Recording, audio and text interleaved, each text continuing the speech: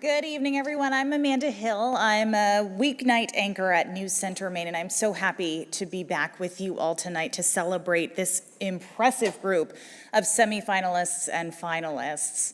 So our keynote speaker tonight is Chase Morrill. I know a lot of you recognize that name.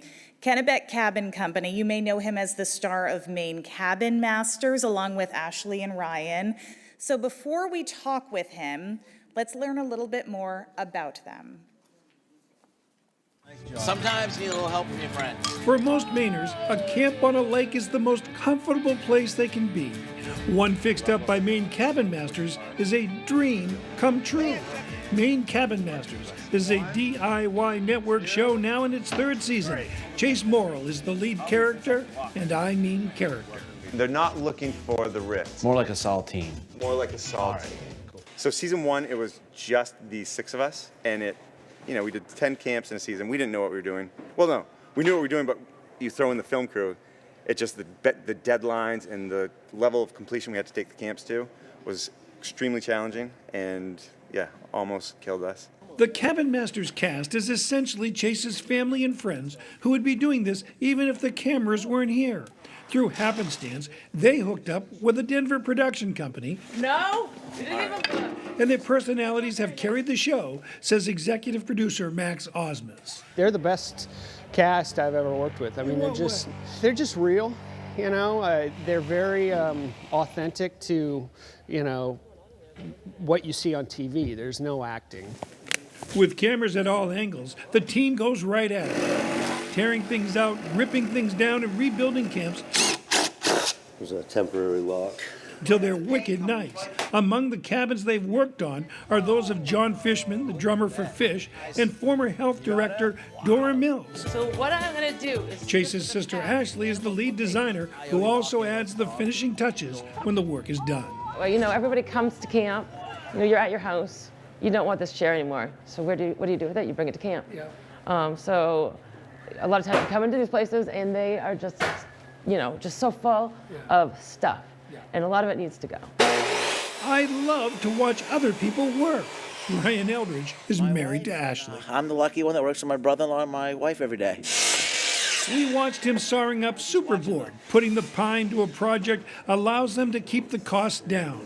They do amazing things on relatively small budgets, and they're not afraid and know what they're doing. We're working fast. And, we get so many questions about the budget, but, if you look close, it's camp. Our miter cuts aren't perfect. We're going as fast as we can and trying to stretch the homeowner's budget. I made it. Shows are full of fun moments. The guys are funny, loud, jocular.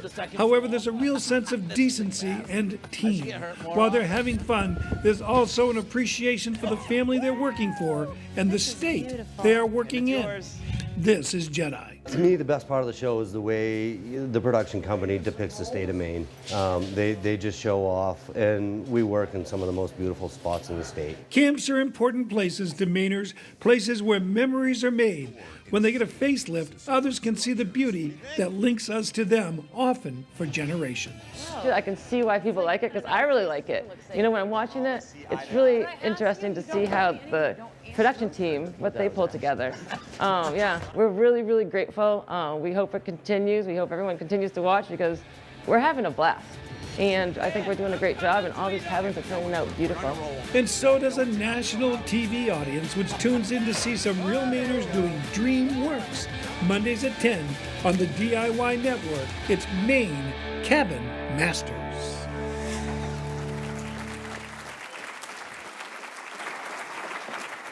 Let's welcome Chase Morrill. Thank you. You are in the far seat over here, sir. We're going to put Perfect. you in the hot seat. Oh, our fire's not going yet. Thank you, Keith, for getting our fire. There we go. Hey, there we go. Now we're cozy. Where's the marshmallows? Now we're getting it there. Exactly. So your company, Kennebec Cabin Company, already existed, but the show really kind of launched you guys. Tell us a little bit more about, you have 2 family-owned businesses now. You have the cabin company, and then you have the woodshed. Yes. So we've got the construction business, which is kind of the main focus of Maine Cabin Masters. We've got the Kennebec Cabin Company in Manchester, Maine, That's kind of a retail space where people can come and get, T-shirts, stuff for the show, but also, items that Ashley works with artisans, brings that in. And then we also have the restaurant and bar out back. So Ryan and Ashley, who weren't able to make it today, but they wish they could be here. They have a lot of bar experience. Ryan was a bartender up at Fulio's for years, up to Sugarloaf area, so it's kind of a natural fit. Yeah, you guys all have a lot of different talents that work in here. But speaking of the woodshed and basically your headquarters in Manchester, Maine, you have been bringing fans from all over the country to Manchester. What is it like to be able to bring a sort of boost to the economy in your community?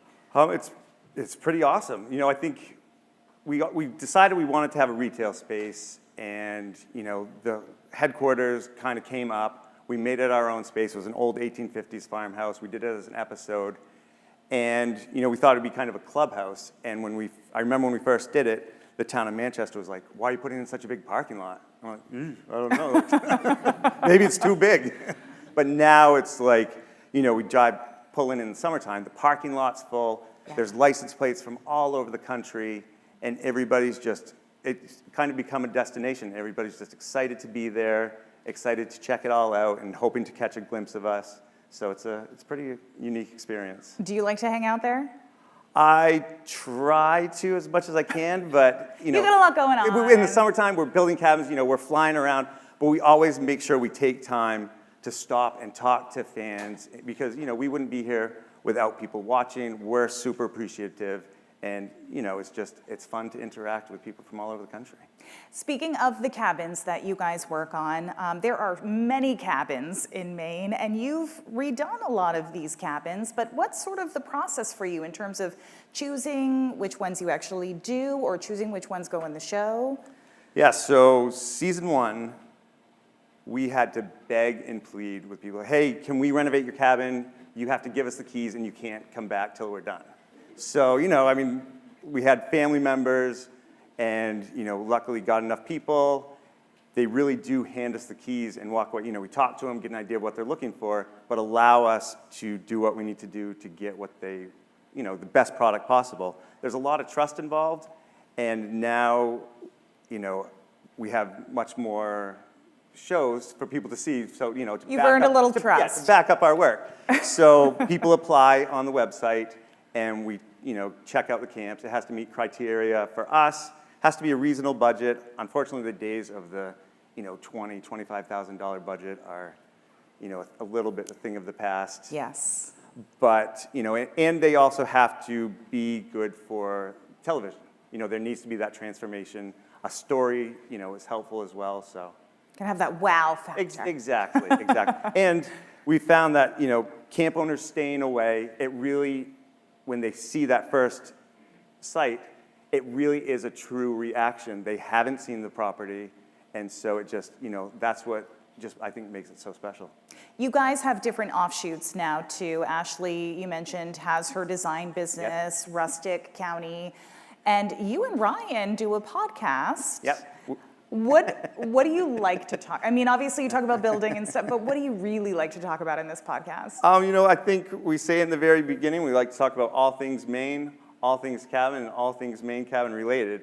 I mean, it's a huge window. We do the podcast with my daughter Maggie, and I think that's my favorite part is working with family. She definitely keeps it real, keeps us in place. Nothing like a teenage girl to really put you in your place. Oh, yeah. But family, working with family, has that always been a huge thing? For you and Ashley, when you first started all of this, was that such an important piece of this? Yeah, I think, we grew up working with family. It's just what we did.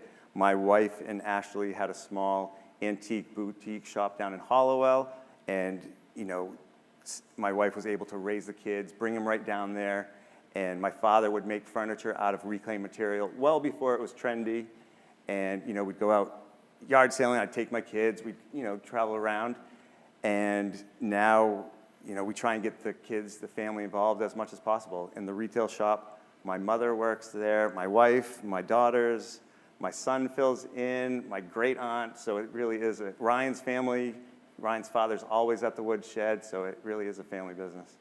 Where do you see the future taking you guys between the woodshed and the cabin building, even beyond the television show? Not out of the state of Maine. That's good. That's right. That's good. Yes. People ask, people come in from Michigan, all over. They're like, hey, we've got a cabin out there. Or even New Hampshire, like, hey, we've got a cabin right over the border. We're like, Oof. Sorry. We don't cross the border, Yeah, buddy. we don't open that door. And there's no shortage of beautiful spots in Maine, tons of cabins, and they always need work. So it's almost like, job security. This is a loaded question, but what are you most proud of along this journey? Ooh. I would say I'm most proud of the team we built and the people we work with. It takes so many people to make this all happen. The film crew, the retail store workers, the woodshed workers, all the carpenters, Ashley's design team, the subcontractors, landscapers, electricians, plumbers, all of it. It just, we work with great people and people who have great work ethics in the state. I'm really proud, when I look around and just see how we all work together as a team. I'll end it with this, if there was one piece of advice that you could give to a family business just starting out, something that maybe would have helped you guys in the beginning or something you think would be helpful for someone to know, what would that piece of advice be? I think the piece of advice I would say is leave it at work. That's the best thing. It's, we work together. We really don't have boundaries, and that's what's nice about working with family is you don't have to be polite. You tell it how. Is that true? You do, but you don't. You tell it how it is. You know what you're going to get for reactions, but you're able to deal with that. Get it all out there. Mm-hmm. If you have arguments, it stays there. You go home. We still work. We've worked together for 9 seasons now, but we still, go out on the boats together. We go on family vacations together. So, but we leave it all there. But we're still family. We're still friends. We all love each other, and we're having fun with what we're doing. That's great to hear. We built in some time for some audience questions. Oh boy. And I know some of you have some questions.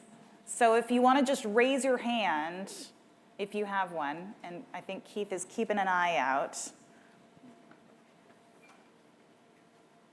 We have a microphone passing around here. Do we see hands? It's hard to see in the light. Oh. Chase, some of us have tried to downsize, and we know what a problem that is, and we see your warehouse, and I think there must be a really good story connected to that. So my grandparents were, first of all, let me start by saying I'm not a hoarder. Okay? I'll put that right out there. I save stuff for use in the future. Big difference. Huge Big difference. But yeah, so my grandparents always saved everything. We grew up with the saying, make it, use it up, wear it out, make it do or do without. And, I think I've held true to that. We've salvaged a lot of material growing up, and my father had a huge collection. I kind of inherited some of his collection. I'm not placing blame on him by any means. But, I think that's what the great thing about what we're doing. We're working with quality materials, a lot of it made in Maine, a lot of it natural materials, wood, and it still has plenty of life. And, I'll save stuff, and who knows when I'll use it again, but it's there if we ever need it. Or if anybody else needs it. I have people stop by, hey, you got an old window? And it's like, yep, what type? I think that can be said for a lot of Maine barns. Exactly, here, yeah. exactly. Any other questions? Oh, we got one in the back. Hi, it's Paula back here, the online MC. We have a question from one of our streaming viewers, and she asks, do you understand the impact that watching Maine Cabin Masters has on people. She has health issues, and watching your show helps her to relax and unwind, and it puts a smile on her face. So are you aware of the impact that you have? We are. I think, none of us ever had any dreams or ambitions to be on TV, anything like that. It was an opportunity that presented itself. And we're like, sure, let's try, We'll do one cabin, have fun stories to tell. I don't think any of us, ever expected it to grow to what it has. But again, we're super appreciative. And when you hear stories like that, it just, it's pretty unbelievable and heartwarming and, just makes us want to keep going and have fun doing what we're doing. It's going to just bring you back to why you started in the first place. Totally. But, the height of summer, a month ago, we're going so fast, we barely have time to pick our heads up. So, with summertime or wintertime, things slow down. We can kind of, be more appreciative of what we have.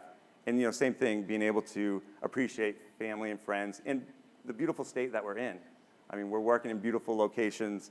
We'll be pounding away on a roof or something, middle August, super hot, 90 degrees, but then you just look up, you look around, and you're right on the waterfront, and it's, you go swimming at lunch, so it's not bad. That's not terrible. No, it's not. It's not a bad gig at all. Minus the roofing. Well, I think we'll wrap it up with that. Chase, thank you for taking the time to do this. And I know Catherine has something for you. Oh, thank you.